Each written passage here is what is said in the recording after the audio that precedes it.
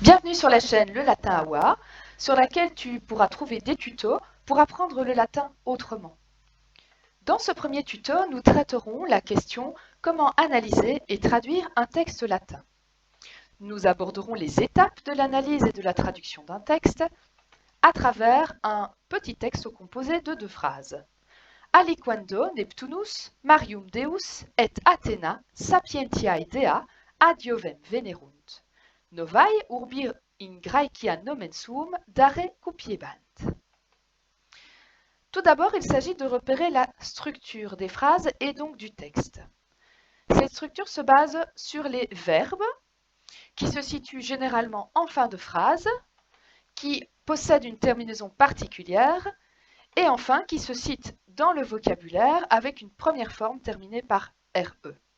Ainsi, dans ce petit texte, nous avons trois verbes, venerunt avec la terminaison erunt du parfait troisième personne du pluriel, cupiebant avec la terminaison nt et la marque ba qui indique un imparfait troisième personne du pluriel, et enfin un bel infinitif terminé par re. Lorsque nous avons repéré les verbes, nous nous intéressons à un deuxième point de la structure de base, les invariables. Les invariables sont facilement repérables car ils sont cités dans le vocabulaire en une seule forme. Ainsi, dans ce petit texte, nous repérons quatre invariables, aliquando, et, ad et in. Troisième étape de la structure de base, nous nous intéressons à la ponctuation. Cette ponctuation est la même qu'en français.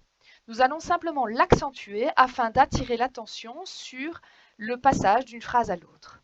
Ainsi, dans ce texte, nous pouvons accentuer les deux points en les remplaçant par des barres verticales. Lorsque la structure de base est complète, nous pouvons la compléter encore en trouvant les sujets. Les sujets sont généralement en début de phrase et sont en latin au nominatif. Ils sont également accordés avec le verbe. Au singulier si le verbe est au singulier, au pluriel si le verbe est au pluriel. Ainsi, dans notre petit texte, les sujets que nous pouvons trouver sont Neptunus, qui signifie Neptune et qui est au nominatif singulier, ainsi que Athéna, qui signifie Athéna et qui est lui aussi au nominatif singulier. Ces deux sujets sont accompagnés de ce que nous appelons en français des appositions, qui viennent les compléter, Deus pour Neptunus, qui signifie le dieu, et Dea pour Athéna, qui signifie la déesse. Attention cependant qu'en latin, les sujets sont parfois dans le verbe. Les sujets ne sont pas toujours cités en latin lorsqu'il s'agit de reprendre des mots déjà employés précédemment.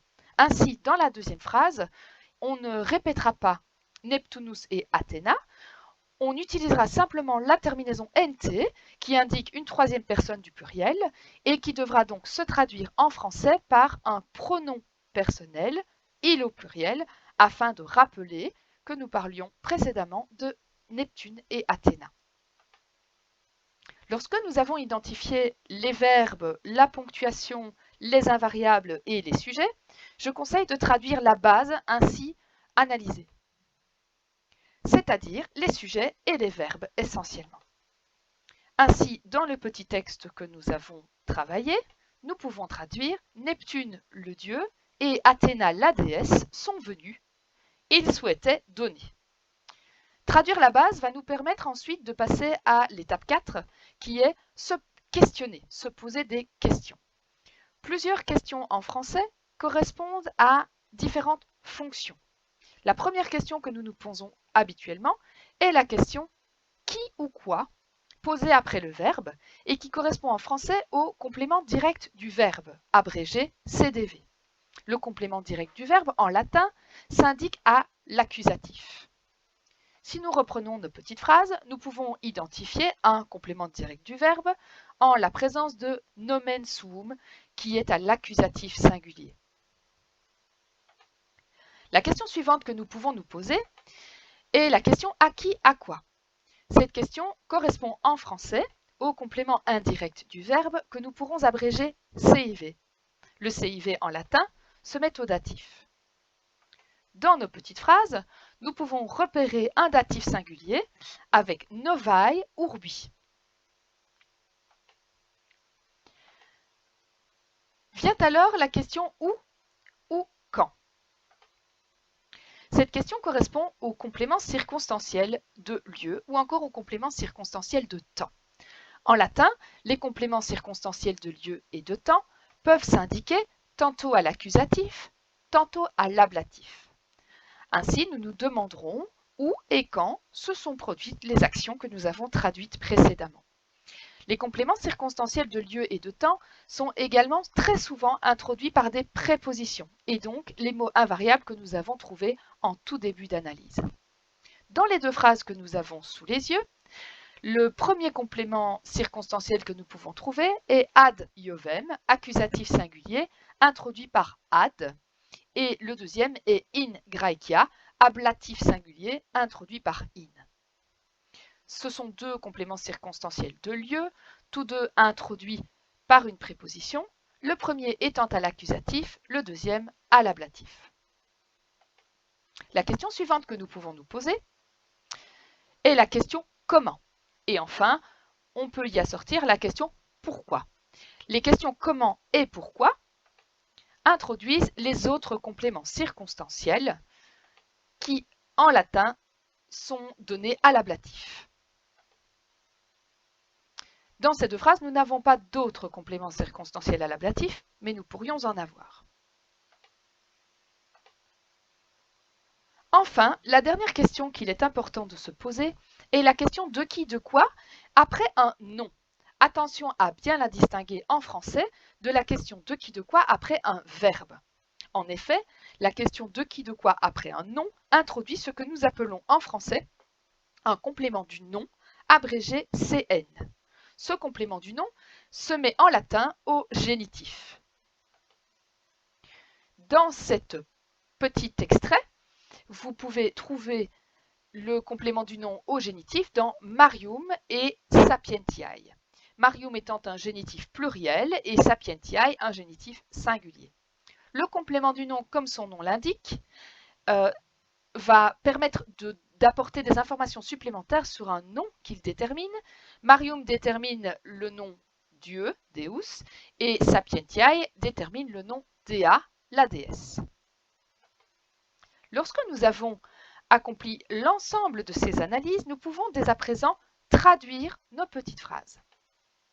Attention qu'il s'agit de traduire dans l'ordre du français et non pas dans l'ordre du latin, c'est-à-dire que nous prendrons bien la peine de traduire d'abord les sujets qui seront immédiatement suivis des verbes, des actions, alors que le latin place les actions à la fin des phrases. Nous allons devoir également ajouter des petits mots pour traduire, les mots qui n'apparaissent pas en latin mais qui en français sont nécessaires à la compréhension de l'ensemble. Et enfin, il s'agit de respecter bien évidemment toutes les analyses précédemment faites. Ainsi, si nous reprenons notre petit texte, nous allons pouvoir traduire dans l'ordre des choses. Un jour, pour aliquando, Neptunus, qui se traduit par Neptune, le dieu, avec l'ajout du mot le qui n'est pas donné en latin, des mers, pour le complément du nom, avec l'ajout de deux petits mots, le mot de et le mot les, le de indiquant le complément du nom et le les étant le déterminant article absent en latin, et ainsi de suite avec Athéna, la déesse de la sagesse. Nous avons ensuite, après ces sujets, le verbe sont venus et enfin le complément circonstanciel de lieu chez Jupiter. Dans la deuxième phrase, n'oublions surtout pas le sujet qui se situe dans le verbe latin, le il au pluriel qu'il faut penser à ajouter. Souhaitait, on traduit immédiatement le verbe. Donner, qui répond à la question souhaitait quoi, qui vient directement se placer après le verbe. Et nous traduisons ensuite dans l'ordre du français, c'est-à-dire qu'après le verbe, nous avons le complément direct du verbe, leur nom, suivi du complément indirect du verbe, à une nouvelle ville, le complément indirect du verbe étant introduit par la petite préposition à en français. Et enfin, nous avons le complément circonstanciel en Grèce. Ainsi, ce petit texte que nous avons travaillé signifie « Un jour, Neptune, le dieu des mers, et Athéna, la déesse de la sagesse, sont venus chez Jupiter. Ils souhaitaient donner leur nom à une nouvelle ville en Grèce. Nous en conviendrons, le latin est nettement plus synthétique que le français.